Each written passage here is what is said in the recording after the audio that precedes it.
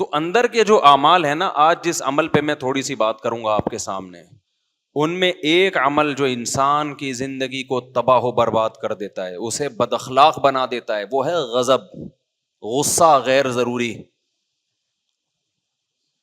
آج آپ نے بات بات پہ دیکھا ہوگا بعض لوگ ہر وقت ایسے رہتے ہیں جیسے توے پہ بیٹھے ہوئے ہوں، ہوتا ہے کہ نہیں ہوتا؟ کیا خیال ہے بھائی؟ ایسے لگتا ہے جیسے ہی کہاں بیٹھے ہوئے ہیں، اتنے گرم رہتے ہیں ہر وقت۔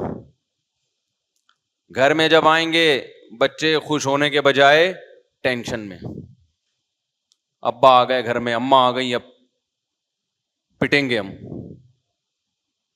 لب و لہجہ ایسا ہے کہ ہر وقت ڈانٹ ڈپٹ، گالم گلوچ، ذرا ذرا سی بات پہ ہائپر ہو جانا، ایک دم بھڑک جانا۔ یہ چیزیں پہلے کم تھیں، اب ہماری سوسائٹی میں اس کی مقدار بہت زیادہ، بولو، بڑھ گئی ہے، بہت بڑھ گئی ہے۔ کون سی ایسی سوسائٹی میں ایسی چیز آ گئی ہے جس سے لوگ پہلے سے زیادہ بدتمیز ہو گئے ہیں بھائی؟ حالانکہ میڈیکل سائنس نے بڑی ترقی کر لی، آسائشیں پہلے سے زیادہ ہیں۔ ہمارے باپ دادا کے دور میں تو یہ پنکھے نہیں ہوتے تھے، اب اے سی کے بغیر نہیں رہ سکتے لوگ۔ تو آرائشیں بھی بڑھ رہی ہیں، آسائشیں بھی بڑھ رہی ہیں، کھانے پینے کا اسٹینڈرڈ بھی لوگوں کا، معیار زندگی بھی بڑھ رہی ہے، سواریاں اچھی۔ پہلے بسوں میں لٹک لٹک کے جایا کرتے تھے، کھڑکی سے چڑھنے کی بھی جگہ نہیں ہوتی تھی۔ اسکولوں میں ایئر کنڈیشن لگے ہوئے ہیں آج کل، ہمارے دور میں تو اسکولوں میں بیٹھنے کی جگہ مل جائے تو بڑی بات تھی۔ تو کیسا معیار زندگی بلند ہوتا جا رہا ہے انسان کا، مگر اس کی طبیعت میں غصہ کم ہونے کے بجائے بڑھ رہا ہے، برداشت ختم ہو رہی ہے۔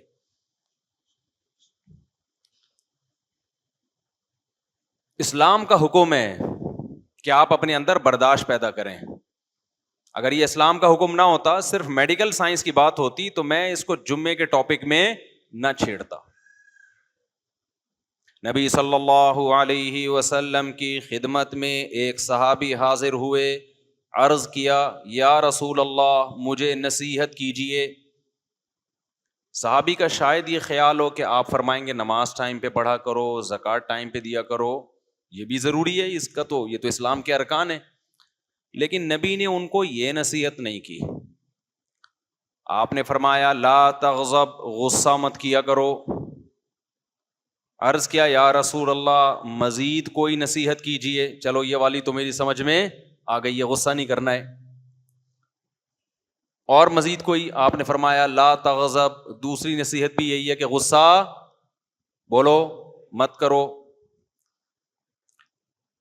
صحابی نے بزبان حال کہا کہ ٹھیک ہے، دو باتیں، دو نصیحتیں ہو گئیں، اب تیسری بھی کوئی نصیحت ہو جائے۔ آپ نے فرمایا لا تغضب، تیسری نصیحت بھی یہ ہے کہ غصہ مت کرو۔ فردد مرارا، بار بار نبی صلی اللہ علیہ وسلم ان الفاظ کو ریپیٹ کرتے رہے، غصہ مت کرو، غصہ مت کرو، غصہ مت کرو۔ کیوں؟ نبی جانتے تھے کہ ان کو جتنی ضرورت غصے پہ کنٹرول کرنے کی ہے، اتنی کسی اور چیز پہ کنٹرول کرنے کی ان کو ضرورت نہیں ہے۔ ان کے اندر جو بھی برائی ہے غصے کی وجہ سے ہے۔ قرآن میں اللہ تعالیٰ نے جو اہل جنت کی صفات بیان کی ہیں، کہ جن لوگوں کو دنیا میں دیکھنا ہو کہ جنتی کیسے ہوتے ہیں، تو ان کی کچھ کوالٹیز ہوتی ہیں، ان کوالٹیز کو دیکھ کے اندازہ لگا لیا کرو کہ یہ کہاں جائے گا، جنت میں جائے گا یا جہنم میں جائے گا۔ ہمیں پہلے سے کسی کا پتہ ہے کہ کون جنت میں جائے گا کون جہنم میں جائے گا؟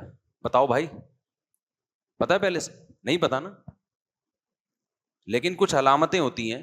آپ سعودی عرب میں جاؤ، ہمیں نہیں پتہ ہوتا اس میں ملکی کون ہے غیر ملکی کون ہے، لیکن جس نے لال یوں ڈالا ہوا ہے، بڑا سا جبہ ہے اور رسہ ایسے کر کے ڈالا ہوا ہے، تو غالب یہ ہے کہ یہ یہاں کا مقامی سعودی ہے۔ اور جو بیچارہ شلوار قمیض میں گھوم رہا ہے، ٹیڑھی میڑھی سی ٹوپی ہے اس کی، ایسے لگ رہا ہے کہ جیسے قرضہ مانگنے آیا ہوا ہے، تو سمجھ جاؤ کہ یہ کیا ہے، زیادہ تر 100% نہیں، یہ انڈین یا پاکستانی ہے. حالانکہ یقین نہیں ہوتا، عین ممکن ہے کہ سعودی نے شلوار قمیض شو کے لیے پہن کے دیکھا ہو کہ کیا لگ رہا ہے، لیکن علامتوں سے اندازہ ہو جاتا ہے، اندازے کے لیے علامتیں ہوتی ہیں. اکثر مالدار لوگوں کی ڈریسنگ سے پتہ چل جاتا ہے کہ یہ پیسے والے ہیں، حالانکہ ہم نے ان کی جیبوں کو ٹٹول کے نہیں دیکھا ہوتا. غریب آدمی کی ڈریسنگ سے پتہ چل جاتا ہے کہ اس کی جیب میں پیسے کے علاوہ سب کچھ ہے، حالانکہ ہم نے جیبوں کو ٹٹول کے نہیں دیکھا ہوتا. آپ نے سنا ہوگا نا بھائی تو شکل سے ہی غریب لگتا ہے، سنا ہوگا نا یہ لفظ. تو علامتیں ہیں نا، علامتیں، ان سے بہت چیزوں کا انسان کو آئیڈیا ہو جاتا ہے. تو اللہ میاں نے جنت میں کون جائے گا اور کون جہنم میں جائے گا یقینی طور پر تو صرف ہمیں پیغمبروں کے بارے میں بتایا کہ پیغمبر سارے جنت میں جائیں گے، اور صحابہ کے بارے میں بتایا کہ جنت میں جائیں گے. باقیوں کے بارے میں مجھے اور آپ کو نہیں پتا کہ کون جنت میں جائے گا اور کون جہنم میں. نہ آپ مجھے دیکھ کے یقین سے کہہ سکتے ہو، نہ میں آپ کو دیکھ کے. لیکن اللہ نے کچھ علامتیں بتا دی ہیں بھائی کہ یہ والی علامتیں جن لوگوں میں پائی جائیں تو غالب یہ کہ یہ کہاں کے لیے بنے ہیں؟ جنت کے لیے بنے.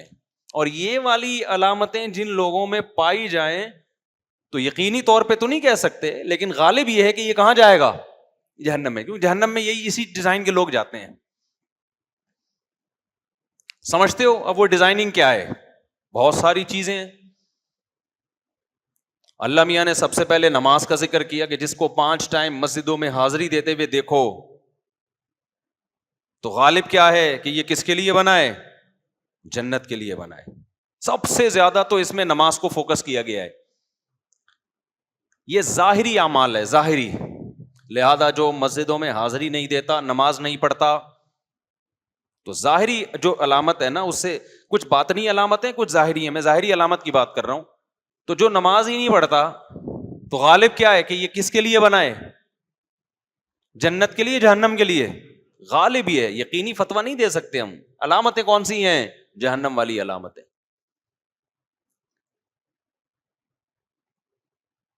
آج نماز کی تو کوئی ویلیو نہیں ہے نا. میں اکثر ایک واقعہ بتاتا ہوں. ایک خاتون نے بتایا کہ میرے بھائی کا انتقال ہو گیا، بہت ہی نیک تھا وہ، تو آپ اس کے لیے دعا کریں. میں نے دعا کر دی. تو کوئی شرعی مسئلہ پوچھنا تھا، انہوں نے وراثت وغیرہ کا. تو جب انہوں نے بار بار کہا نا بہت نیک تھا، تو میں نے کہا پتہ نہیں کیا اس میں کوئی کوالٹی ہوگی جو بہت زیادہ نیک تھا. یہ کئی سال پرانا واقعہ ہے، 10-15 سال تو ہو گئے ہوں گے اس. میں نے کہا شاید کوئی بہت زیادہ، تاکہ مجھے بھی موٹیویشن ملے، ہم بھی وہ نیکی والے کام کریں، تاکہ ہم مریں تو لوگ ہمارے بارے میں بولیں بہت نیک تھے بھائی. تو میں نے پوچھا کیا نیکی تھی؟ نماز پڑھتے تھے؟ انہوں نے کہا نماز نہیں پڑھتے تھے. میں نے کہا پھر تو واقعی بہت نیک تھا وہ. میرا خیال تھا شاید تہجد نہیں پڑھتا ہوگا، اشراق نہیں ہے نا، فرض نماز پڑھتے کہ فرض نماز نہیں پڑھتے تھے. وہ زیادہ نیک نہیں ہو گیا. مجھے ایسا لگا کہ کچھ زیادہ نیک نہیں ہو گیا. تو بھائی یہ کون سا معیار ہے یار؟ جو فرض نماز نہیں پڑھ رہا وہ نیک بھی نہیں ہے، بلکہ کیا ہے؟ بہت نیک ہے. آج کل نیک اس کو سمجھتے ہیں لوگوں سے مسکرا کے بات کر لے، کسی سے اس کا جھگڑا نہ ہو، سب کی آنکھوں کا وہ تارا ہو، اور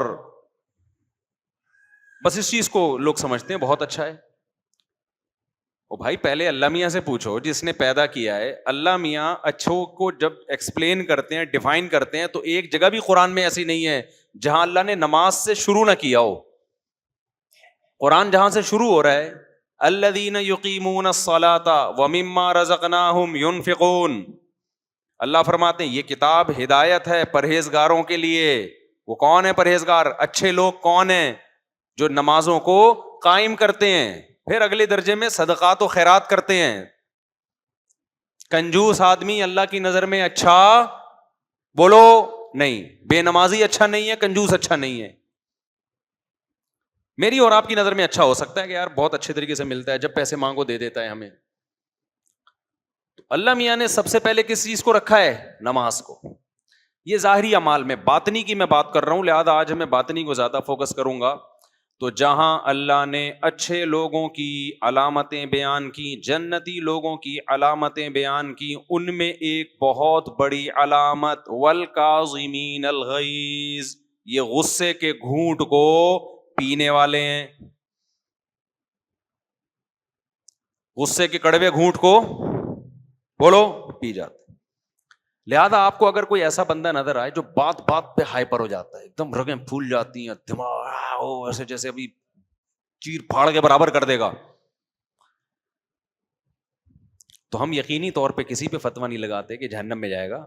لیکن لگتا کیا ہے، کہاں کے لیے بنا ہے یہ؟ جو اس کے اندر آگ ہے نا اتنی بھڑکنے کی، تو یہ آگ ہی کے زیادہ مناسب. جنت میں ماحول خراب کرنے کے لیے اللہ ایسے لوگوں کو بولو نا نہیں لے کر آئیں گے. ماحول خراب کرے گا نا وہاں جا کے بھی. ایک حور بھی کم پڑ گئی فرشتوں کا بیڑا غرق کر دے گا. اس کو 70 حوروں کا وعدہ کیا تھا، 69 آ رہی ہیں گنتی میں. اب بتاؤ چیزیں توڑ پھوڑ شروع کر دے گا کہ نہیں کر دے گا؟ ہائپر ہو جائے گا. تو ہائپر لوگوں کے لیے، ایک دم کھوپڑی گھومنے والوں کے لیے اللہ نے جنت کو، جملہ تو مکمل، میری کھوپڑی نہ گھوم جائے کہیں. مجھے ڈر یہ لگ رہا ہے میں اخلاق پہ بیان کر رہا ہوں اور مجھے نہ غصہ آ جائے. جب بھی میں ادھورا جملہ چھوڑوں فوراً کمپلیٹ کرو اس کو. تو جو بات پہ جن کی اچانک کھوپڑی گھوم جاتی ہے، ایک دم ہائپر ہو جاتے ہیں، ایک دم رگیں بھول جاتی ہیں، ہمیں قرآن سے پتا چلتا ہے ان میں جنتیوں کی علامتیں نہیں ہیں. یہ جنت میں گئے تو جنت کا ماحول کیا کریں گے؟ خراب کریں گے. تو میں یہ کر رہا تھا کہ یہ جو ایک دم بات پہ ہائپر ہو جانا، غضبناک ہو جانا، اسلام میں یہ پسندیدہ کام نہیں ہے. ہمارے قرآن کی میں نے آیت پڑھی کہ اللہ نے جنتی لوگوں کی صفت بیان کی کہ والکاظمین الغیظ، یہ لوگ غصے کے کڑوے گھونٹ کو پیتے ہیں. تو ہمیں یہ پتا چل گیا ان آیتوں سے، ان احادیث سے، اور بھی بہت ساری احادیث ہیں لیکن میں نے مختصر آپ کے سامنے پیش کی ہیں. اسلاف کے واقعات ہیں بہت اس پہ. اس سے ہمیں یہ بات تو پتا چل گئی کہ ایک دم ہائپر ہو جانا، غضبناک ہو جانا، یہ کوئی اچھا کام نہیں ہے. یہ میں اس لیے ایکسپلین کر رہا ہوں کہ آج اس کو بھی اچھا سمجھا جانے لگا ہے. آپ نے نوجوانوں کو دیکھا ہوگا، اکثر ایک ڈائلاگ بولتے ہیں، ابے میری فلاں سے بات چیت ہوئی، اس نے مجھے یہ جملہ کہا، اور تجھے پتا ہے تیرے بھائی کو جب غصہ آتا ہے، تجھے پتا ہے، پھر آگے تو مجھے بتانے کی ضرورت نہیں ہے. بھائی بری چیز پہ فخر کیوں کر رہے ہو ہیں؟ یہ شو مارنے کی بات نہیں ہے، یہ آپ کے لیے یہ گدھے ہونے کی دلیل ہے. یہ گدھے ہونے کی دلیل ہے، یہ کوئی خوشی کی بات نہیں. خوشی یہ ہے کہ یار تیرے بھائی کو جب غصہ آتا ہے نا تو بالکل بھی پاگل نہیں ہوتا اس میں. اصل میں تو میری عقل کا پتہ ہی غصے میں چلتا ہے. نارملی تو سب نارمل ہی ہوتے ہیں بھائی. ابھی دیکھو سب یہاں نارمل بیٹھے ہوئے ہیں، نہ میں آپ کو برا لگ رہا ہوں نہ آپ مجھے برے لگ رہے ہیں.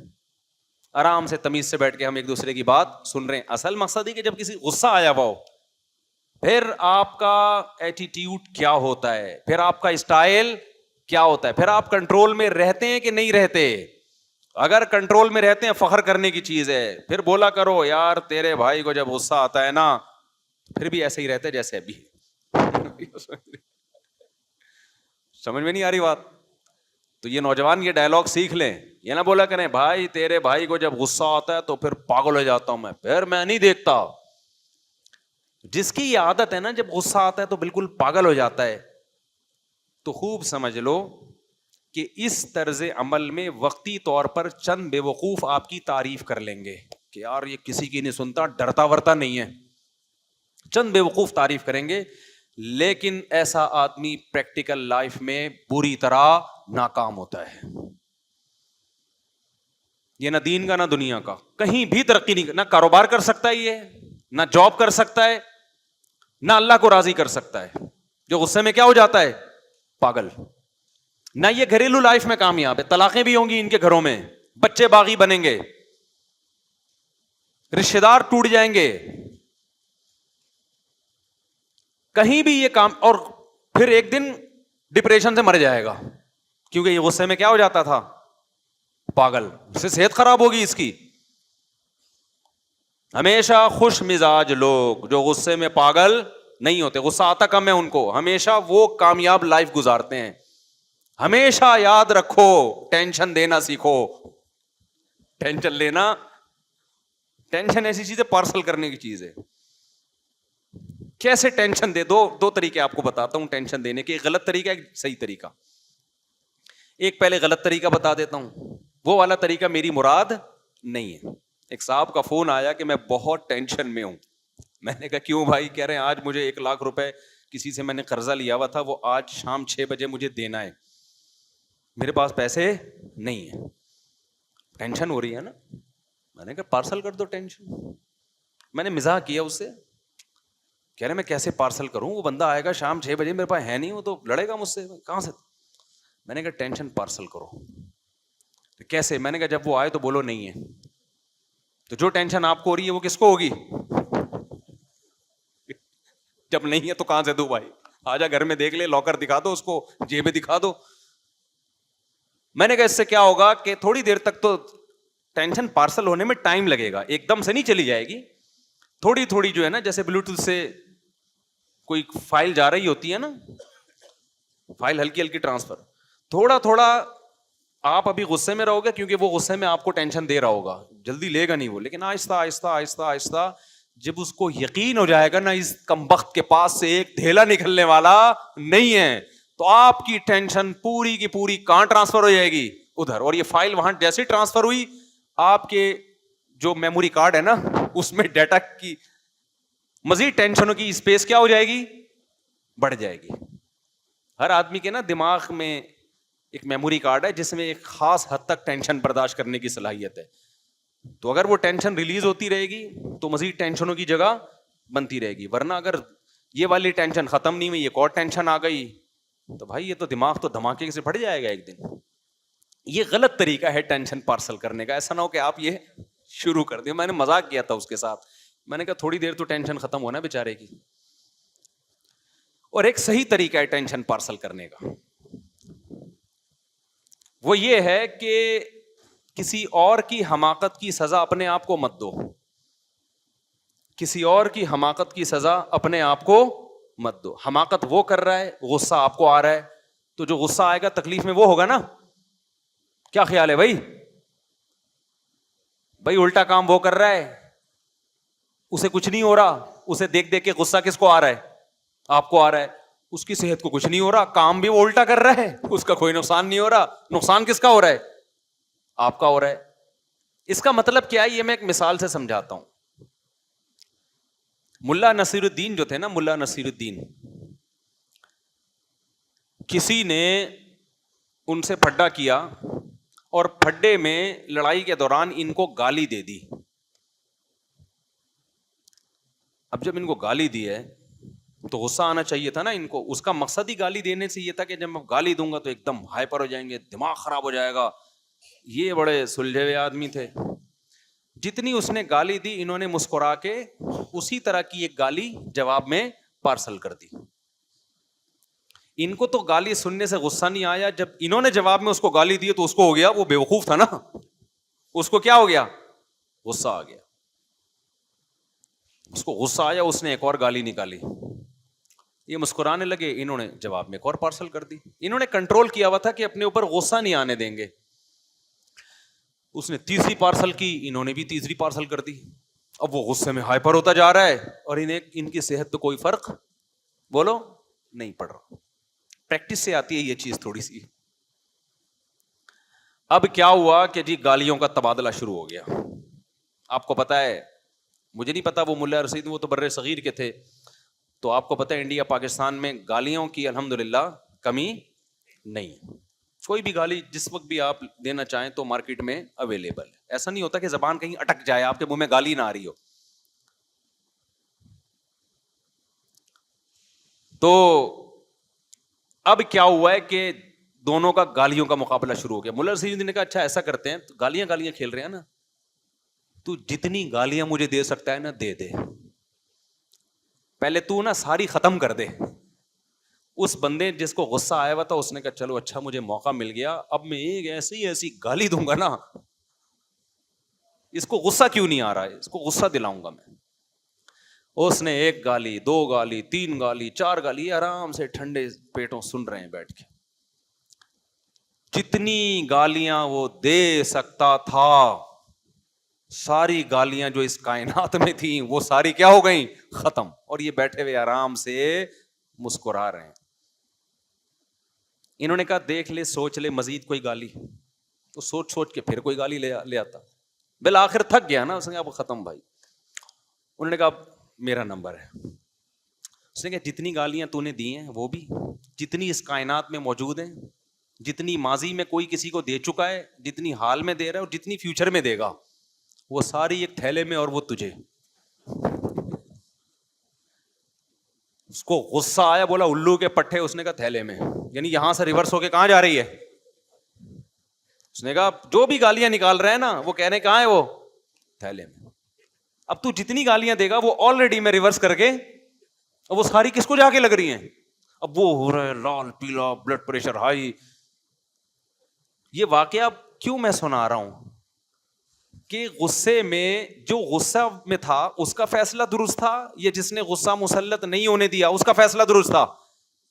دشمن کو تکلیف دے دی نا, جو اپنی کھوپڑی استعمال کر رہا ہے, غصہ نہیں آنے دے رہا, اس کے فیصلے درست ہوتے ہیں. اور جو کھوپڑی استعمال نہیں کرتا, جذباتی ہو جاتا ہے, وہ اپنا نقصان کر رہا ہوتا ہے جذبات میں. تو یہ جو ڈائلاگ ہے نا, میں غصے میں پاگل ہو جاتا ہوں, میں یہ ہو جاتا ہوں, میں یہ ہو جاتا ہوں, یہ ٹھیک نہیں ہے. اچھا یہ خوب سمجھ لیں, اسلام چونکہ دین فطرت ہے, اسلام یہ نہیں کہتا کہ غصہ ختم کر دو, کیونکہ اللہ نے آپ کو جتنی صفات دی ہیں کوئی صفت ایسی نہیں ہے جو بیکار اللہ نے دے دی ہو. جیسے ہمیں جسمانی اعضاء اللہ نے دیے, کوئی نہ کوئی ان کا کام ہے نا. پلکیں دی, اس کا بھی کوئی کام ہے. آنکھیں دی, اس کا بھی کوئی کام ہے. ناک, کان, کوئی جسم کا پارٹ ایسا نہیں. بعض اپینڈکس کی جو وہ رگ ہے اس کو ڈاکٹر بعض لوگ کہتے ہیں کہ وہ کوئی کام نہیں ہے, ایسا نہیں ہے. کل ہو سکتا ہے میڈیکل سائنس بتا دے کہ جی یہ اس مقصد کے لیے, بلکہ ہو سکتا ہے یوٹیوب پہ کوئی ریسرچ آ بھی گئی ہو اب تک. تو خوب سمجھ لیں, جیسے اللہ نے ہمیں ظاہری جسمانی عضو دیے, ہر عضو کا کوئی نہ کوئی مقصد ہے, کوئی چیز بیکار نہیں ہے. ایسے ہی اللہ نے جو ہمیں کچھ اندر کچھ صفات دی ہیں, کچھ اندر کچھ قوتیں دی ہیں, وہ قوتیں بھی ہمارے فائدے کے لیے دی ہیں, لیکن ان کو کنٹرول کرنے کی ضرورت ہے, لگام دینے کی ضرورت ہے. اللہ نے ہمارے اندر محبت کا جذبہ رکھا, اب یہ جذبہ غلط استعمال ہو رہا ہے, عشق معاشقے ہو رہے ہیں اور حرام کاریوں کی طرف جا رہا ہے یہ جذبہ. تو اسلام یہ نہیں کہتا محبت کے جذبے کو ختم کر دو. ختم ہو گیا تو بیوی سے کیسے محبت ہوگی, اولاد سے کیسے ہوگی, ماں باپ سے کیسے ہوگی, سب سے بڑی بات اللہ رسول سے کیسے ہوگی, اس کے لیے بھی تو جذبہ چاہیے نا. ملک سے کیسے ہوگی, یہ تو آپ ایک مردہ انسان بن جاؤ گے. اللہ نے شہوانی جذبات رکھے ہیں, ڈیزائرز رکھی ہیں, یہ ڈیزائرز غلط استعمال ہو رہی ہیں, انٹرنیٹ پر فحش فلمیں دیکھی جا رہی ہیں, زنا کی طرف جا رہے ہیں, اور جو کچھ گند بلا ہماری سوسائٹی میں. اسلام ڈیزائرز ختم کرنے کا نہیں کہتا, اس کا رخ کیا کہتا ہے, صحیح جگہ لے کے جاؤ, نکاح کی طرف جاؤ, اس سے اولاد ملے گی تمہیں, گھر کا ماحول اچھا ہوگا. تو اور اس کو بھی اعتدال سے لگام دینے کی ضرورت ہے. بے لگام کریں گے وہ ادھر ادھر انسان درندہ بن جاتا ہے, پھر اس کو کنٹرول میں لے کر آئیں. تو اسی طرح غضب, غصہ آنا, یہ اللہ کی طرف سے ایک نعمت ہے,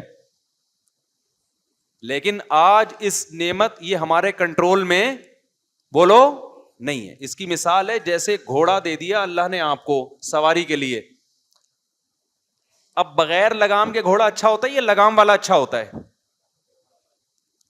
گھوڑے کو آپ لگام دے نہیں رہے تو میرے بھائی آپ گھوڑے پہ سوار نہیں ہوگے, گھوڑا آپ پہ سوار ہوگا. وہ آپ پہ سوار ہو کے بولے گا ادھر کو چل. جیسے جو گھوڑے بے لگام ہوتے ہیں, آپ جب ان پہ بیٹھے, آپ نے جانا انڈا موڑ تھا, گھوڑا لے کے آگے آپ کو یو پی پہ لے گیا آپ کو. ایسا ہی ہو رہا ہوتا ہے. میں بچپن میں ایک دفعہ ساحل سمندر پہ گھوڑے پہ بیٹھا تو لگام نہیں تھی, یا لگام ہوگی, سرکش تھا, مجھے ابھی یاد نہیں. تو میں جدھر کو بھاگ رہا ہوں گھوڑا کہاں بھاگ رہا ہے, میں تو ڈر گیا. میں نے کہا بھائی پتہ نہیں کہاں لے کے جا رہا ہے مجھے, ہم ادھر کو جانا چاہتے ہیں, یہ کہیں اور لے جا, کنٹرول میں ہی نہیں. اب اس کا ایک حل تو یہ ہے کہ ہم کہیں گھوڑے پالنا ہی حرام ہے, سواری رکھنا ہی حرام ہے. او بھائی نہیں, یہ تو اللہ نے انسانوں کی خدمت کے لیے جانور پیدا کیے ہیں بھائی, تو ان کی خدمت کے لیے ضروری ہے کہ ان طاقتوں کو لگام دی جائے. لگام, یہ آپ پہ سوار نہ ہو بلکہ یہ آپ کے کنٹرول میں ہو, آپ ان کے کنٹرول میں نہ ہو. تو جو آدمی غصے میں پاگل ہو جاتا ہے, اس کا مطلب وہ غصے کے کنٹرول میں ہے, غصہ اس کے کنٹرول میں نہیں ہے. تو اللہ نے انسان کو جو غصے کی صفت دی ہے نا, اس کا فائدہ کیا ہے پہلے یہ بتا دوں, پھر بتاؤں کہ ختم کرنا مقصد نہیں ہے کہ غصہ آنا ہی ختم ہو جائے, یہ ہو بھی نہیں سکتا. یہ مرو گے تبھی ہوگا ختم. مرے ہوئے کو کوئی غصہ آتا ہے؟ دفنانے میں دیر کر رہے ہو, اس کی وراثت غلط تقسیم ہو رہی ہے, وہ بیچارہ آرام سے چپ چاپ پڑا رہتا ہے. تو یہ اللہ نے انسان کے اندر رکھی یہ صفت اس لیے ہے تاکہ لوگوں کے دل میں اس کا تھوڑا سا خوف رہے, کیونکہ یہ دنیا بڑی ظالم ہے, یہ کمزور کو کھا جاتی ہے, کمزور کا حق ادا نہیں کرتی. اگر کسی کو آپ کے بارے میں پتا ہو کچھ بھی کر لو اس کو غصہ ہی نہیں آئے گا, تو بعض دفعہ وہ آپ پہ ظلم کرنا شروع کر دیتا ہے. بچوں کا دیکھ لو, بچوں کے دل میں اگر یہ بات بیٹھ جائے ہمارے ابا کو کبھی بھی غصہ نہیں آتا, کچھ بھی کر لو, تو تھوڑے دنوں میں بچے باپ بنے ہوئے ہوں گے اور آپ کیا بنے ہوئے ہوگے, آپ بچے بنے ہوئے ہوگے. ایسا ہی ہے نا. اگر بیوی کو پتا چل جائے کہ میرا شوہر کچھ بھی کہہ دو اس کو, اس کی کھوپڑی تو ایسے, اس نے بیانات سنے ہوئے کہ کھوپڑی ایسی سیٹ ہوئی ہے, ایلفی سے سیٹ کر دی ہے, اب یہ گھوم ہی نہیں سکتی, ذرا سے بھی نہیں گھومے گی, یہ جتنی گھومنی چاہیے اتنی بھی نہیں گھومے گی. تو آپ کی ماں کو بھی گالیاں دے گی, آپ کے باپ کو بھی گالیاں دے, وہ خواتین جو میرا بیان نہیں سن رہی ان کی بات کر رہا ہوں, تو وہ بہت کچھ کر لے گی, آپ کے پلاٹوں کی فائلیں بیچ بیچ کے کھا جائے گی. اسی طرح اگر مرد کو پتا ہو کہ میری بیگم کو ذرہ برابر بھی کسی بات پہ غصہ ہی نہیں آتا, اتنی پولائٹ طبیعت کی مل گئی ہے مجھے, تو مرد حقوق ادا کرنا ختم کر دے گا. 4 شادیاں کر لے گا بیان سن کے, حقوق نہیں دے گا, لٹکا دے گا ان کو, کرے گا پھر بھی نہیں 4 شادیاں. تو میں نے مذاق سے کہہ دیا, کی ہوتی تو کوئی تو کر رہا ہوتا نا, لیکن حقوق ادا نہیں کرے گا. بہرحال حضرت مولانا اشرف علی تھانوی رحمۃ اللہ علیہ فرمایا کرتے تھے کہ جب بیٹیاں ہوتی ہیں نا تو ان کے لیے بھائی کا ہونا بھی ضروری ہے. تمہارے مرنے کے بعد تمہاری بیٹیوں کا تحفظ تمہارے بیٹے کریں گے. آج جو نسلیں روک لی ہے نا, 2 بچے اچھے, بہنوں کو بھائی نہیں ملتے, سسرال میں بعض دفعہ ظلم ہوتا ہے, پیچھے پوچھنے والا کوئی نہیں ہوتا, باپ تو بوڑھا ہو جاتا ہے بھائی, پھر بھائیوں نے سنبھالنا ہوتا ہے نا. تو بہنوئی کو ڈر کس کا ہوتا ہے؟ بھائی سالوں کا ڈر ہوتا ہے. سالے کو ایسے تھوڑی سالہ کہتے ہیں, یہ اللہ نے عورت کو ایک نعمت دی ہے کہ اللہ کے خوف سے تیرے حقوق ادا کرے نہ کرے, سالے پیچھے کھڑے ہوئے ہیں. اور جب سالے کو برا بھلا بولا کرو تو سمجھ لو کہ میں بھی کسی کا سالہ ہوں. اور تمہارے جو بہنوئی حقوق ادا کر رہے ہیں تمہاری بہن کے, کچھ اللہ کے خوف سے اور کچھ تمہارے خوف سے. تو اگر انسان میں غصہ بالکل ہی ختم ہو جائے تو نہ مرد بیوی کے حقوق ادا کرے گا. عورت کا بھی مرد کو پتا ہوتا ہے میری بیگم کی ایک لمٹ ہے, اس کے بعد اس کی کھوپڑی گھومنا بولو شروع. تو اس لیے مقصد اس بیان کا یہ نہیں ہے کہ غصہ بالکل ختم کر دیں. اسلام یہ نہیں کہتا, تبھی قرآن میں یہ نہیں ہے کہ جو جنتی لوگ ہیں ان کو غصہ آتا ہی نہیں ہے, یہ کہیں نہیں ہے. ہمارے نبی کو بھی غصہ آیا ہے, حضرت موسیٰ علیہ السلام کو بھی غصہ آیا ہے. جب بنی اسرائیل نے بچڑے کی عبادت شروع کر دی, حضرت موسیٰ گئے تو حضرت موسیٰ غضبناک ہو گئے کہ فرعون کو اللہ نے غرق کر دیا پانی میں, اتنے معجزے تم نے دیکھ لیے, اس کے بعد بھی یہ حرکتیں کر رہے ہو, بچڑے کی پوجا کر رہے ہو. تو غصہ بنتا تھا نا ایسے موقع پہ, لیکن کم کریں, لگام دیں اس کو. آج اعتدال والا غصہ نہیں ہے, آج غصہ اعتدال سے بڑا ہوا ہے. پتہ ہی نہیں کہ کس پہ غصہ کرنا ہے کس پہ نہیں کرنا, اور جس پہ کرنا ہے اس پہ کتنا کرنا ہے. گھوڑے کا پتہ ہونا چاہیے نا, اس کو میں نے کہاں سواری کے لیے کہاں کے لیے رکھا ہوا ہے, میں نے کس ٹائم پہ سے کام لینا ہے.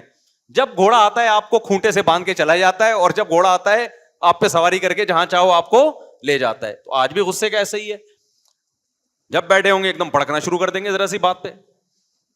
بھڑک کے یہی نہیں پتا ہوتا کہ کس پہ بھڑک رہا ہے. تو اپنے باپ کے سامنے کیوں بھڑک رہا ہے؟ بھائی یہ تیرا باپ ہے, یہ تیری ماں ہے, یہ تیرا ٹیچر ہے, یہ استاذ ہے, یہ عالم ہے, یہ بزرگ ہے, یہ خاندان کے بڑے ہیں, یہ چچا ہیں, یہ ماموں ہیں. نہیں بھائی, میں باپ ماموں کا فرق نہیں جانتا, مجھے غصہ آتا ہے, میری کھوپڑی گھومتی ہے. باپ کے سامنے آپ کو غصہ کرنے کی اجازت بولو نہیں. اگر ہوتی تو سب سے پہلے ابراہیم علیہ السلام اپنے باپ پہ غصہ کرتے, ان کا رائٹ تھا, یہ ان کا حق بنتا تھا. کیوں اتنا ظلم کیا ابراہیم کے باپ نے کہ ایک پیغمبر جو قوم میں توحید کی دعوت دے رہا ہے کہ بت پرستی چھوڑ دو, انہی کے گھر میں بتوں کی فیکٹری لگی ہوئی ہے. کیا گزرتی ہوگی ابراہیم علیہ السلام کے دل پہ, کیسے آرے چلتے ہوں گے. پوری قوم سے حضرت ابراہیم کے مناظرے ہو رہے ہیں. ما هذه التماثيل التي انتم لها عاكفون, یہ کیسی تصویریں ہیں جن کے سامنے تم جھکتے ہو. خدا کو چھوڑ کر اپنے ہاتھ کی بنائی ہوئی چیزوں کو کیوں پوجتے ہو؟ لوگ جواب میں کیا کہتے ہیں؟ پہلے اپنے یہی کہتے ہوں گے نا, اپنے گھر کو تو ٹھیک کر لو, یہ تو ہم نے تصویر خریدی تمہارے باپ سے ہے. یہی کہتے ہوں گے نا جواب میں. کیا گزرتی ہوگی؟ آپ صبح شام پی ٹی آئی کے حق میں تقریر کر رہے ہو, عمران خان زندہ باد, یہ زندہ باد, اور ایک دم جذباتی ہو جاتے ہو. آپ کے ابا کس کے سپورٹر ہیں؟ مسلم لیگ کے.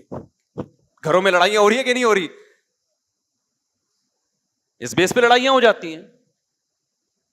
تو یہ مسئلہ بہت کم ہے. ابراہیم علیہ السلام کا مسئلہ اس سے کئی گنا, وہاں P T I Muslim league کا جھگڑا نہیں تھا, وہاں تو وہ چیز, وہ شرک گھر میں ہو رہا ہے جس شرک کو روکنے کے لیے اللہ نے ابراہیم خلیل اللہ کو بھیجا ہے, اور اس پہ جنت اور جہنم کے فیصلے ہوتے ہیں. پی ٹی آئی اور مسلم لیگ پہ جنت جہنم کے فیصلے نہیں ہوتے.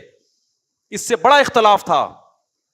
ایک حرف باپ کی شان میں نازیبا نکلا ہو, قرآن میں دکھا دو مجھے کہیں. ابراہیم علیہ السلام تبلیغ کے دوران کبھی خود پہ غصہ آنے دے دیا انہوں نے, یا ایسی ورڈنگ استعمال کی ہو جس سے باپ کی شان میں ذرہ برابر بھی توہین کا عنصر نکلتا ہو؟ پورے قرآن میں جو بھی کانورزیشن ابراہیم علیہ السلام کی اپنے والد کے ساتھ ہے, اس میں ایسے بے ادبی کے لفظ بھی کہیں ہمیں نہیں ملتا. اور دوسری طرف سے جو رسپانس مل رہا ہے وہ دھمکیاں ہی مل رہی ہیں. یا ابتی لما تعبد ما لا يسمع ولا يبصر ولا يغني عنك شيئا, اے میرے پیارے ابا, آپ ایسے بتوں کی عبادت کیوں کرتے ہو جو نہ سن سکتے ہیں, جو نہ دیکھ سکتے ہیں, اور نہ آپ کو فائدہ پہنچا سکتے ہیں؟ میں آپ کے فائدے کے لیے کہہ رہا ہوں. کیوں کر رہے ہیں؟ انی اخاف, وہ کیا آیت ہے قرآن کی؟ ہاں, انی اخاف ان یمسک عذاب من الرحمن, مجھے ڈر ہے رحمان کی طرف سے کوئی مصیبت نہ آ جائے آپ کے اوپر, میں آپ کو مصیبت سے بچانا چاہتا ہوں. یہ کتنے مزے, کتنے آرام سے, محبت سے سمجھا رہے ہیں, اے میرے پیارے ابا. جواب میں کیا رسپانس ملتا ہے؟ رپلائی کیا ہوتا ہے؟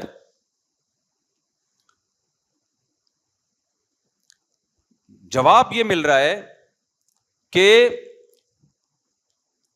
اے ابراہیم, اگر تو اپنی دعوت سے باز نہ آیا, لَأَرْجُمَنَّكَ, میں تجھے پتھروں سے مار کے ہلاک کروں گا. آج باپ جو کہتا ہے نا میں تیری ٹانگیں توڑ دوں گا, میں تجھے تھپڑ ماروں گا, یہ ہوتا ہے نا, جبکہ یہ بھی اوپر کی دھمکی ہوتی ہے. ابراہیم علیہ السلام کا والد کیا کہہ رہے ہیں کہ وَهْجُرْنِي مَلِيًّا, مجھے میرے حال پہ چھوڑ دے, اگر تو اسی طرح تبلیغ مجھے سمجھاتا رہا, لَأَرْجُمَنَّكَ, میں کیسے ماروں گا؟ پتھروں سے مار مار کے ہلاک کروں گا, میں اذیت ناک موت دوں گا. ایسے موقع پہ اولاد کی کھوپڑی گھومنی چاہیے کہ نہیں گھومنی چاہیے؟ کہ ابا ہم آپ کے فائدے کے لیے ایک بات کر رہے ہیں, اگر نہیں سمجھ میں آ رہی تو آپ بولو کہ میں نہیں فالو کرتا, یہ دھمکیاں کیوں دے رہے ہو کہ پتھروں سے ماروں گا؟ نا نا نا نا. اگر آج ایسا ہو تو اولاد کا رپلائی کیا ہوگا؟ کس قدر بدتمیزی سے باپ کے سامنے بات کرے گی نا اولاد. اور دوستوں کو بتا رہا ہوگا میرے ابا نے جب مجھے یہ بولا تو تیرے بھائی کی کھوپڑی گھوم گئی.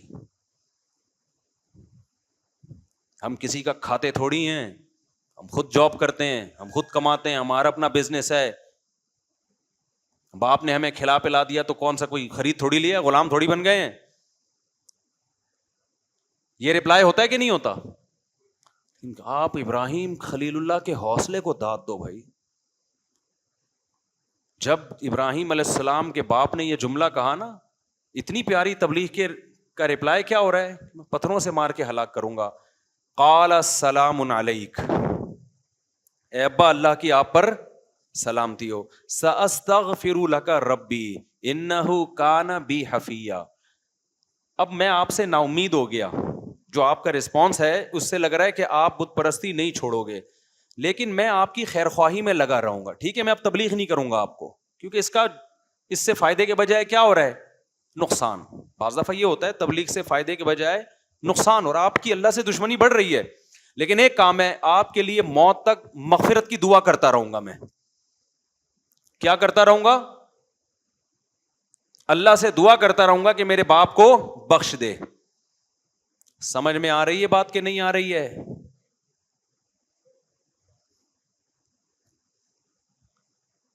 تو قرآن کے الفاظ دیکھیں, ساستغفر لک ربی, اپنے رب سے آپ کے لیے مغفرت کی دعا کروں گا.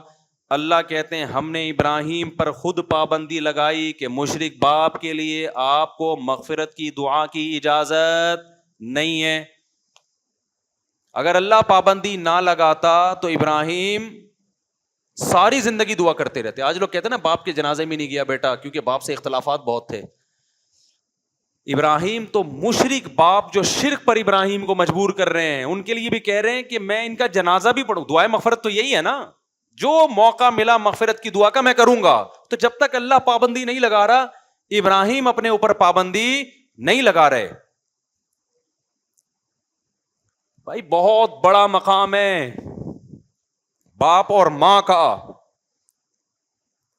آج ممبروں سے والدین کا جو مقام بیان کیا جاتا ہے نا, اس کو 100 سے ضرب دے دیا کرو, پھر جا کے ماں باپ کا مقام شروع ہوتا ہے.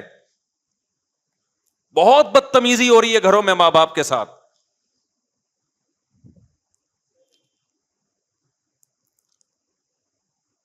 بہت زیادہ بد کلامی ہو رہی ہے.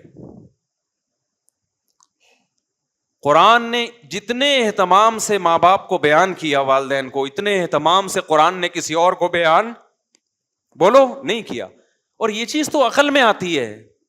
اپنی ماں اور باپ کی محبت نہیں دیکھتے بچپن میں کیسے ہوتی ہے,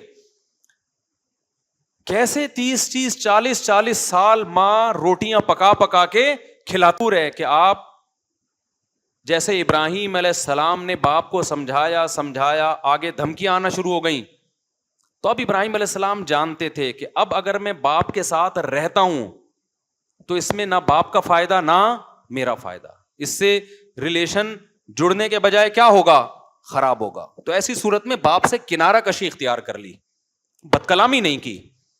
ہم بھی اولاد کو کہتے ہیں اگر باپ ظالم ہے, بعض دفعہ ہوتے ہیں ماں باپ ظلم کر رہے ہوتے ہیں, تو بدتمیزی مت کرو, کنارہ کشی اختیار کی جا سکتی, علیحدہ ہوا جا سکتا ہے.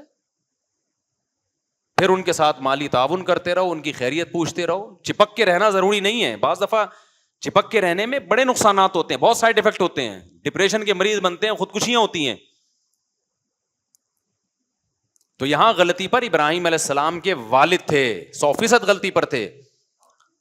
لیکن ابراہیم علیہ السلام غصے میں کنٹرول سے باہر نہیں ہوئے کہ بھئی میرا باپ ہے, مجھے جنا ہے اس نے. کل باپ تانا دے سکتا ہے نا کہ آج تو جو اتنی تبلیغ کر رہا ہے, تو بچپن میں شیلٹر تو میں نے دیا نا تجھے, کھلایا پلایا تو میں نے, ذمہ داریاں تو میں نے اٹھائی ہیں تیری. لیکن ابراہیم علیہ السلام کیا سمجھانا چاہ رہے تھے کہ اللہ, اے ابا اللہ کا حق کیا ہے, وہ ماں باپ سے پہلے ہے.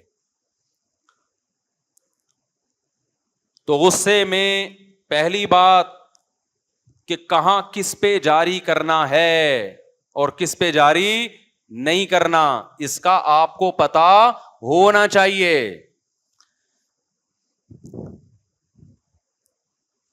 دوسری بات, جس پہ جاری کرنا ہے کتنا کرنا ہے, اس کا بھی آپ کو پہلے سے علم, بولو, بلکہ اس سے بھی پہلے کہ جس پہ جاری کرنے کی اجازت ہے, کیا ہر وقت اجازت ہے یا اس کی بھی کوئی لمٹ ہے؟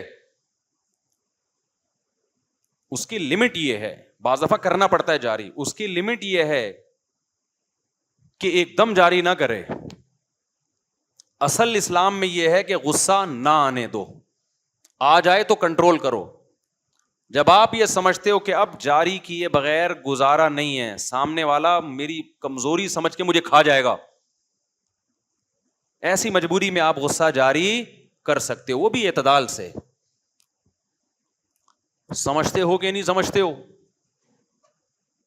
بعض دفعہ غصے کی بات ہوتی نہیں ہے, آپ کو ایویں میں آ رہا ہوتا ہے, یہ تکبر کی علامت ہے. آپ میں غلطی ہے, اگلے نے کوئی نصیحت کی, آپ اگلے کی بات سنتے ہی نہیں, ایک دم رگیں پھولنا شروع ہو جاتی ہیں آپ کی, یہ اس کی علامت ہے. آپ اپنے آپ کو امام مہدی سمجھتے ہو, بھائی آپ میں کوئی خطا ہی نہیں ہو سکتی. یہ فرض کیوں کر لیا ہے آپ نے اپنے بارے میں کہ میں اتنا نیک ہوں کہ میں غلطی نہیں ہو سکتا؟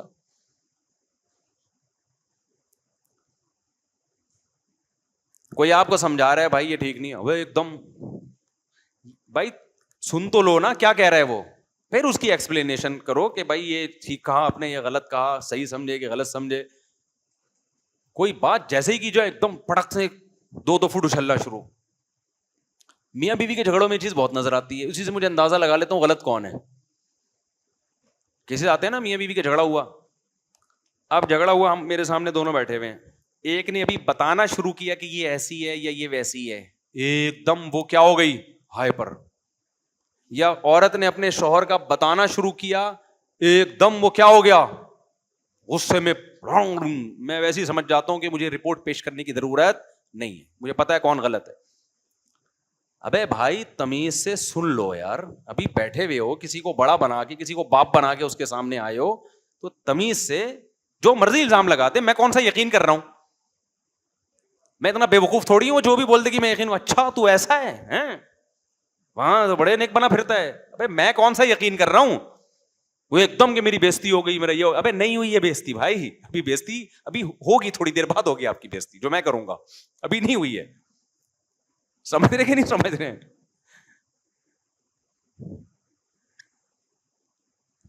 کتنا بھی بڑا الزام, ایک دم نہیں ہائپر ہو جاؤ, تمیز سے آرام سے. نبی صلی اللہ علیہ وسلم نے فرمایا الرفق ما کان فی شیء الا زانا. یہ حدیث کے عربی الفاظ یاد کر لیں, بڑے مزے کی حدیث ہے. الرفق ما کان فی شیء الا زانا وما نزع عن شیء الا شانا. شانا کا معنی ہوتا ہے برباد کر دینا, زانا کا معنی مزین کر دینا. فرمایا نرمی, برداشت جس بھی معاملے میں آ جائے, کیسا بھی اوٹ پٹانگ معاملہ ہو نا, اچھا ہو جاتا ہے, وہ سدھر جاتا ہے, سنور جاتا ہے. اور عدم برداشت, جذباتی پن, ایک دم ایکسٹریم لیول پہ پہنچ جانا, غصہ ہو جانا, یہ والی چیز کتنے ہی اچھے سے اچھے معاملے میں بھی ہو نا, تو وہ اچھے سے اچھا معاملہ بھی کیا ہو جاتا ہے, برباد. بہت سے اچھے کام آپ کی ٹینشن کی وجہ سے خراب ہو جاتے ہیں. آپ نے دعوت کی اپنے رشتے داروں کی, عید کے دن سب آئیں گے, بیٹھیں گے, پیار محبت کی باتیں ہوں گی, ہم ان کو کھانا کھلائیں گے, آخر میں کولڈ ڈرنک پلائیں گے, اور ہمارے رشتے اور زیادہ کیا ہو جائیں گے, مضبوط ہو جائیں گے. اس دن کیا ہوا جی, روٹی آنے میں تاخیر ہو گئی, قورمہ ٹھنڈا ہو رہا ہے, روٹی آنے ایک دم ہائپر ہو گیا, بڑا رکھ کے لگا دیا بچے کو, کھینچ کے تھپڑ. جب کھینچ کو تھپڑ لگایا تو بیگم نے بولا یہ میرے بچے کو آپ ہر وقت مارتے پیٹتے رہتے ہو.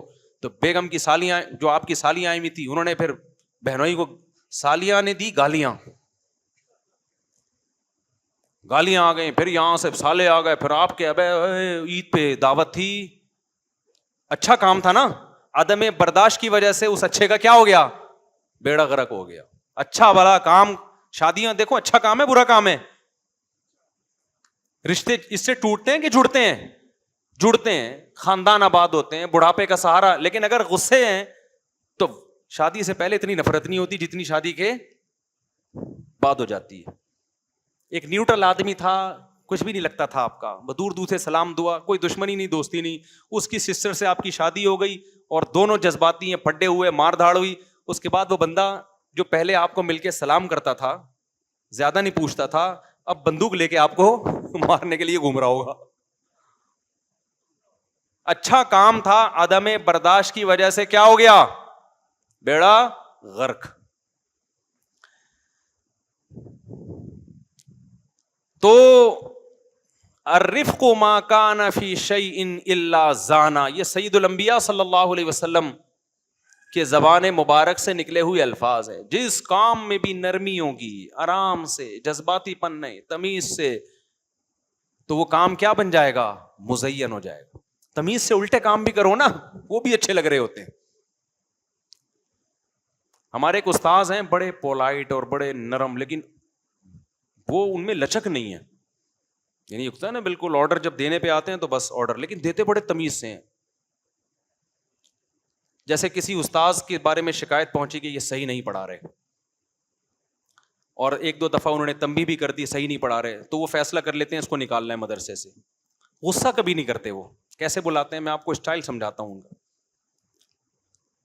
استاذ آئے گا ان کے پاس، مدرسے کے امپلائی ہیں، بیٹھیں گے، وہ چائے پلائیں گے.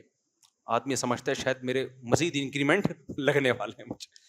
ایک دم جلد بازی میں فیصلہ نہیں کرتے، پہلے کئی بار تنبیہ کی کہ آپ کی غیر حاضریاں بہت ہو رہی ہیں، آپ ایبسینٹ بہت ہوتے ہو، آپ سلیبس کو مکمل نہیں کر رہے، یہ مدرسہ ہے، وقف کا مال ہے، یہاں پہ ذمہ داری پوری کریں. ایک نوٹس بڑی تمیز سے، دو نوٹس، تیسرا نوٹس، چوتھا پھر یہ جائے گا کہ ہم آپ کو نکال بھی سکتے ہیں، آپ ذمہ داری.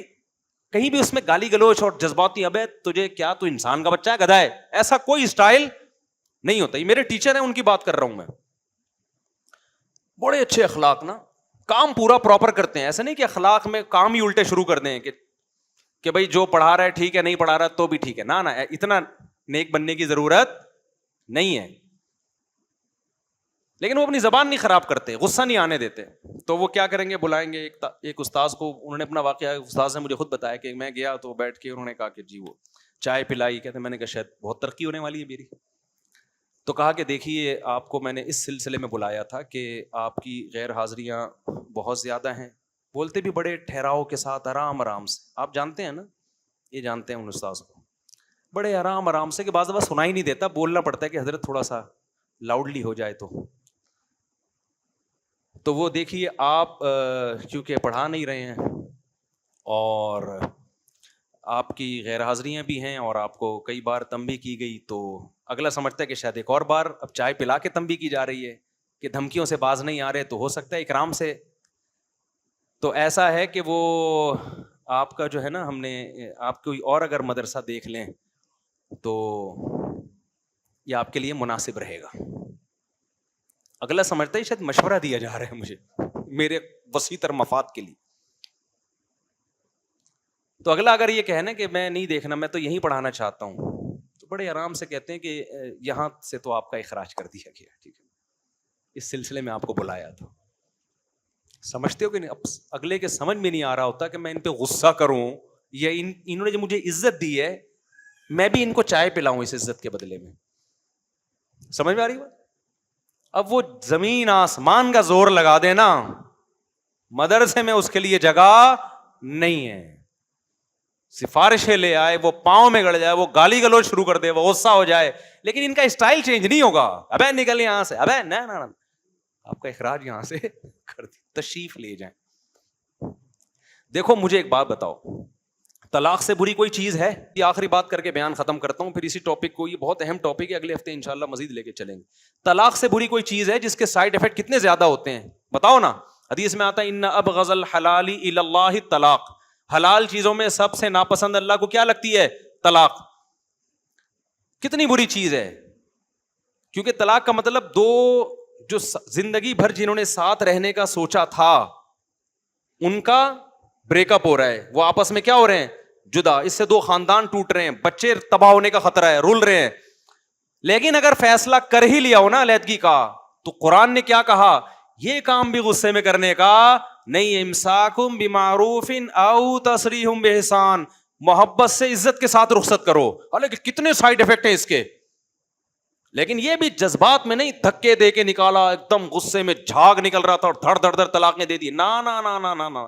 اگر مجبوری میں یہ کام کرنا پڑے تو رسپیکٹ کے ساتھ، عزت کے ساتھ، آرام سے اس کو کیا کرو؟ رخصت کرو. اس کا سارا جہیز واپس کرو، اس کو سارا مہر دو، عدت کا خرچہ دو، اور پھر اس پہ الزامات مت لگاؤ. نہ وہ آپ پہ الزام لگائے، نہ کوئی پوچھے کہ کیوں علیحدگی ہوئی، بولے بھائی ہماری آپس کی انڈرسٹینڈنگ نہیں تھی. ہمارے ذہن نہیں ملتے تھے آپس میں، اس لیے ہم نے ارادہ کیا کہ ہم کیا ہو جاتے ہیں، الگ ہو جاتے ہیں. تو ایسے برے عمل کو جب اسلام کہتا ہے کرنا ہی ہو تو تمیز سے کیا جائے، تو جو تمیز کے کام ہے ان کو بھی بدتمیزی سے کرنا کہاں سے جائز ہوگا؟ ابے کیسے میں بھی بدتمیزی پہ آ گیا ہوں، اصل مسئلہ یہ ہے. آپ کہیں گے بیان تمیز سے ہو رہا ہے، خود مفتی صاحب کس پہ آ گئے ہیں؟ تو بھائی ہم جو یہ بیان کرتے ہیں نا، یہ اپنے لیے بھی کر رہا ہوں. آپ بھی مجھے کسی نے غصے میں اچھلتے کودتے دیکھ لیں تو لوگ کہہ رہے تھے اس دن دیکھو کیسا بیان کر رہا تھا اور آج کیا ہو رہا ہے. تو میں تو لوگوں سے کہتا ہوں، میں کب دعویٰ کرتا ہوں یار میں 100% نیٹ کلین ہوں. بھائی ہم تو بیان کر اس لیے رہے ہیں تاکہ کس کی اصلاح ہو، آپ کی بھی ہو ہماری بھی ہو. تو ہم نے دعویٰ کیا ہی نہیں ہے. یہ الزام تو اس پہ ہوتا ہے جو دعوے بڑے بڑے کر رہا ہوتا ہے نا. کیا خیال ہے بھائی؟ ہم تو بیٹھے ہیں بات چیت کے لیے یار. قرآن و سنت یہ کہتا ہے، اب اللہ کرے آپ کو بھی توفیق مل جائے، اللہ کرے ہمیں بھی توفیق مل جائے. ہم تو اس لیے بیان کر رہے ہیں کہ اللہ مجھے بھی توفیق دے. اس لیے ایسا نہ کبھی میں غصے ہو رہا ہوں کلپ بنا کے ڈال دو دیکھو بیان کیا کر رہا تھا. تو بیان میں کر اس لیے رہا ہوں تاکہ اگر میرے اندر غصہ ہے تو وہ بھی کیا ہو، وہ بھی. اچھا بعض دفعہ مصنوعی غصہ کرنا پڑتا ہے. گھر میں تو یہ سیٹ اپ بہت ضروری ہے. آ نہیں رہا ہوتا آدمی تھوڑا روب رہا ہے، جیسے بچوں کو یوں کر کے آنکھیں دکھاتے ہیں نا، بعض دفعہ آ نہیں رہا ہوتا لیکن وہ سیاسی غصہ ہے. وہ اس کی اہمیت کا میں منکر نہیں ہوں. وہ گھر میں بیگم کے سامنے بھی، ساس سسر کے سامنے بھی وہ الٹی باتیں منہ سے اوپر سے اللہ کو کہہ دیا کرو اللہ میں اتنا الٹا ہوں نہیں، ایسا نہ فرشتے لکھ کے الٹا ہی لٹکا دے جہنم میں. وہ پھر سیاستاً اس طرح کے ڈائلاگ ہوتے ہیں کہ بیگم قابو میں نہیں آ رہی تو بیگم جب میری کھوپڑی گھومتی ہے نا تو میں کچھ سوچتا نہیں ہوں. یہ صرف ڈرانے کے لیے، کیونکہ اگر آپ نے اس کو بتایا کہ میری کھوپڑی گھومتی ہی نہیں ہے اور میں بہت پولائٹ آدمی ہوں اور میں کنٹرول میں رہتا ہوں، تو وہ کنٹرول سے کیا ہو جائے گی، باہر ہو جائے گی. بعض دفعہ وہ خواتین جو بیان نہیں سن رہی. تو گھر میں چونکہ مرد کو اللہ نے بنایا ہے سربراہ، تو سربراہ کا روب ہونا کیا ہے، ضروری ہے، ورنہ ماتحت سارے کنٹرول سے باہر. تو وہاں سیاسی ڈائلاگ کے طور پہ آپ یہ رپورٹ پیش کر سکتے ہیں کہ بیگم میرا تو ماضی بہت خطرناک رہا ہے، میرا جو ماضی ہے نا پاس، آپ واقعات دیکھ لو. وہ ایک آدمی گیا نا جب شادی ہوئی تو جیسے ہی کمرے میں گیا تو بلی میاؤں میاؤں کر رہی تھی، اس نے اٹھا کے اس کی گردن موڑو کے پھینک دی. تو بیگم ڈر گئی، ابے یہ کیا ہے. یہ سیاسی چیزیں ہوتی ہیں. وہ دو بھائیوں کی شادی ہوئی، ایک بھائی کی بیگم کنٹرول میں تھی، دوسرے کی کنٹرول سے باہر تھی. ایک تو خواتین وہ نا رپلائی کرنا شروع کر دیتی ہیں ایسے لطیفوں پہ کہ دیکھو عورتوں کے خلاف ہے اور مردوں کو بدتمیز بنا رہا ہے. وہ بھائی پورا بیان سن لیں تو یہ ایک اتنا سا چٹکلا نہ نکالیں. پورے بیان میں تو بیان ہی تمیز پہ ہو رہا ہے نا. یہ تو کچھ سیاسی ٹوٹکے ہیں، اس کا مقصد آپ کو کوئی چنگیز خان بنانا نہیں ہے. تو ایک آدمی تھا، وہ جب گھر میں دو بھائی تھے، 6 مہینے ہو گئے شادی کو، ایک کی بیوی کنٹرول میں اور ایک کی کنٹرول سے باہر. اس نے دیکھا کہ یار ایک کی تو اتنی فرما بردار ہے. اس نے پوچھا یار تو نے کیسے کنٹرول کیا؟ کہہ رہا میں جب گھر میں آتا تھا کوئی گلاس ولاس پڑا ہوتا تھا نا راستے میں تو ہٹا کے تمیز سے رکھتا نہیں تھا، لات مار کے ہٹاتا تھا اس کو. اڑائے بیگم ڈر گئی کہ یار یہ گلاسوں اتنے توڑ دیے اس نے، تو کیسا نہ ہو غصہ ہے تو مجھے ہی نہ توڑ دے. ڈر گئی وہ. آج کل ڈرتی ورتی نہیں ہے، یہ پہلے بتا دوں میں. آج کل آپ لات سے توڑیں گے وہ دانت توڑے گی آپ کے. تو یہ ونس اپون اے ٹائم. آج کوئی اور طریقہ اختیار کریں، وہ سیاسی لیکن اسٹائل تھوڑا چینج ہو. تو دوسرے نے کہا کہ چلو یار ہم بھی کل سے گلاس توڑنا شروع کرتے ہیں. آیا گلاس توڑا. بیگم نے کہا یہ 6 مہینے پہلے کرنے کا کام تھا اب نہیں. تو آج کل کی خواتین جو ہوشیار ہو گئی اس پہ بس ایک مختصر لطیفہ سنا کے کہ آج کل کا تھوڑا ٹیکنیکل طریقہ اختیار کرنا پڑے گا. وہ ایک آدمی نے روب کے لیے کیا کیا، جب شادی ہوئی نا تو کپڑے لٹکا دیے دلہن کے، 3 دلہنوں کے کپڑے، تاکہ بیگم روب میں آئے. بیگم نے پوچھا یہ لیڈیز کے کپڑے لٹکے ہوئے ہیں یہ کیا ہیں؟ اس نے کہا دیکھو میری پہلی بیوی بدتمیز تھی، میری بات نہیں مانتی تھی، اس کا مرڈر کیا میں نے اور یادگار کے طور پہ میں نے اس کی ساڑی یہاں لٹکا دی. بھائی بڑا خطرناک. یہ دوسرے کپڑے کس کے ہیں؟ وہ سمجھ رہا تھا یہ ونس اپون اے ٹائم پرانے زمانے کی لیڈی ہے. اس نے کہا یہ دوسرے کپڑے کس کے ہیں؟ اس نے کہا یہ دوسری بیوی، پھر میں نے دوسری شادی کی وہ بھی قابو میں نہیں تھی، اس کو بھی مار دیا میں نے، اس کی یادگار کے طور پہ دلہن کا ڈریس میں نے یہاں لٹکا دیا. اس نے کہا یہ تیسری. اس نے کہا پھر دوست کے بعد 2 ناکام ہو گئی، تیسری شادی کی وہ بھی قابو میں نہیں تھی، مار کے یہاں لٹکا دیا اس کے کپڑے. اس کا خیال تھا بیگم کانپنے لگے گی. بیگم نے کہا اب یہ ذہن میں رکھنا, یہاں تیرا پاجامہ آئے گا, یہاں میرے کپڑے نہیں آئیں گے, یہاں تیرا پاجامہ آئے گا. تو میں آپ سے عرض کر رہا ہوں کہ سیاست میں کچھ الٹا سیدھا بولنا پڑتا ہے, لیکن آج کل کی خواتین بہت ہوشیار ہو گئی ہیں, ایسا نہ ہو کہ وہ لینے کے دینے پڑ جائیں. لیکن بہرحال سیاست کرنی پڑتی ہے گھروں میں. اللہ تعالیٰ سمجھنے کی عمل کی توفیق عطا فرمائے. وما علینا الا البلاغ.